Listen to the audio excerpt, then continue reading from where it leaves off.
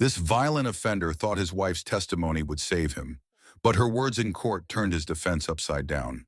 Were you with him in 2016? Yes. Are you the person who was the complainant in this assault bodily injury merit case? Court is calling 2022 CR 1058 and 2022 CR 10586, State of Texas versus Mike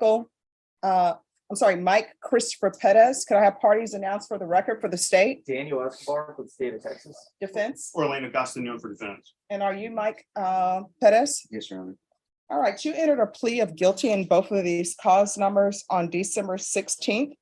The court found there was sufficient evidence to find you guilty. The court deferred finding of guilt as you've applied for deferred adjudication. According to the plea bargain agreement, punishments be assessed at 10 years in the prison, and the state is opposing your applications in each cause numbers. Have both parties had a chance to review the PSI report, state? Yes, Your Honor. Defense? I have, Judge. Are there any witnesses from either party? I have one witness, Judge. No. All right. Any objections to the PSI report, state? No. Defense? No, just some additions or corrections. All right, and what are your corrections? In regards to his usage at the time, says he was not under the influence. Speaking with him, he says that no, he was consuming alcohol and he was under the influence of Xanax. Okay. Additionally, it states that he was living with his common law wife at the time and that he would return to that situation. That is incorrect. He would be living with his parents, and his wife is here to testify. All right, defense, call your witness. We call her. Can you raise your right hand for me, please? Do you solemnly swear or affirm the testimony you give will be the truth and nothing but the truth, so help you God? All right, you can lower your hand, state your name for the record, please. Virginia Rodriguez. All right, defense. Yes, Judge. Virginia, how are you acquainted with, how long have y'all been together? 11 years. And do y'all have any children together? Yes. Okay. How old is he? 25. How old are you? 30. Okay. And y'all have 4 children together? 3. 3 children. Okay. What are their ages? Okay. Now, when the time of this 2 charges occurred, what was going on? Was he living with you at that time? No. Okay, what happened? We separated. Job. He lost his job. What was his work history like? He was doing good. He was a chef at Paisanos on the Riverwalk. Okay. Before he lost his job? Okay. Is he a good worker? When he's not under the influence of substances, what is he like? He's a good dad. He's a good son. Okay. In his home life, he also has, I guess, disabled parents. Is that right? His mom's on dialysis. And when he was out, he was helping her. Okay. Now you said he lost his job at the time this occurred, right? Was he abusing some substances? I believe he was on pills. You believe he was on pills? Or you're not sure exactly why? You know that something was different. Okay. Now you kicked him out of the house, is that right? And when you kicked him out of the house, what happened? He was doing his own thing. All right, I'm sorry, you're gonna need to speak up loudly so the court reporter can hear. He was doing his own thing. Okay. When you say he's doing his own thing, did he kind of spiral downhill? Yeah. Describe that to me. No, And so when you found out that this happened, how did you react? I was in shock because it's not out of his character. It's out of his character to do that. Okay. You were surprised? Yes. Did you expect him to do something like that? No. Okay. Has he ever been to the penitentiary before? No. If he were to be granted probation, you think he would be successful in completing that? Yes. Why is that? Yes. We had responsibilities before this, right? Yes. What's gonna be different? As a newborn child, his mom has not, her health is not as good as what it before.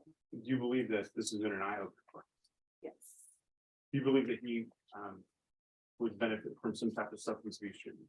Yes. He will. Is he motivated to do that? Yes. How do you The know? conversations we've had. So he's motivated for health. Okay. Now, again, if he were to be released on probation, he would not be living with you.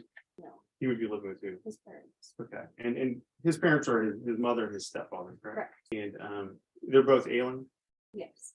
and the father has Lou Gehrig's disease. Is that right? Yes. Okay. So he would be providing for both of them. Do you live nearby? I do. And so would you be able to offer him support, Yes. make sure he's on path? Yes. You'll pass the witness check. State? No question, Judge. All right, I have a question. Are you the same person who's the complainant in the assault family violence case or no? It's the I'm not. complainant in that case. I'm not aware. That was a case, I believe it was dismissed. No, I'm talking about the one, what I'm looking at on his history.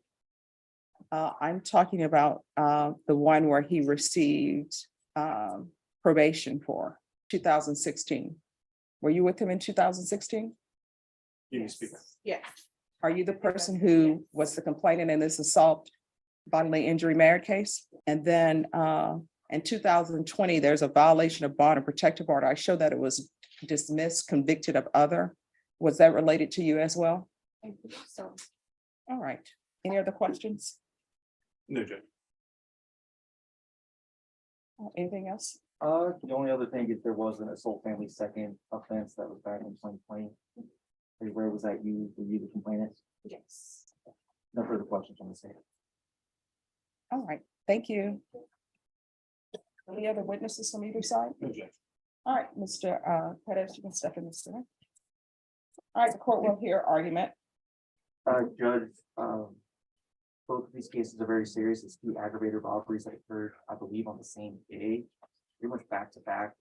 To put both victims in hell for their life, affected both of them greatly. According to the PSI, both of those have explained that they experience anxiety now, that it's how they are at work, and it's an experience that they've never had before.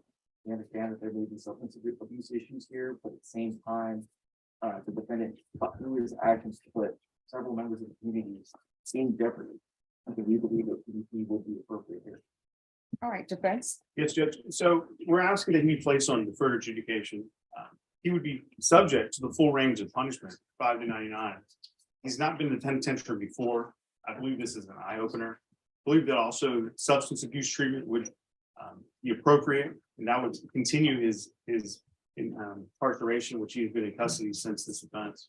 At the time that this offense was committed, he was under the influence of Xanax and had been consuming alcohol. I believe that this opportunity would be good for society, and that it would allow him to show the court and the world that he's able to be a good, productive member of society. And if not, on the first violation, Judge, you would have the ability to sentence him to the full range of punishment. All right, Mr. Pettis, is there anything you wish to say? All right, the court will deny your application in each cause number. The court will find you guilty in each cause number. In each cause number, the court will sentence you to 10 years in the prison. There's affirmative finding of deadly weapon in each cause number. The court will give you credit for any time served. Each case is to run concurrently, and the court will take in consideration 2022 CR 7825. Did you review with your attorney the document entitled Trial Court Certification of Defendant's Rights to Appeal in each of these cause numbers, and did you sign it? Because this is plea bargaining agreement, because I followed your plea bargaining agreement, and because you waive your right to appeal, you do not have the court's permission to appeal. Do you understand? All right, we can go off the record. Mr. Pettis, I did listen to everything that was presented to me, and I understand the issues with your parents, but sometimes, our actions are our actions and there are consequences for it. So I hope everything works out with your father. I hope everything works out with your mother. This is not the end of your life. Hopefully, when you go to prison, you will internalize, learn things, take care of any issues that you may have. And when you are released from prison, if you need rehab, there are plenty of rehab places that are free. Get into some sober support meetings and do the right thing, okay? All right, thank you. Good luck to you. I'm sorry, Mr. Pettis.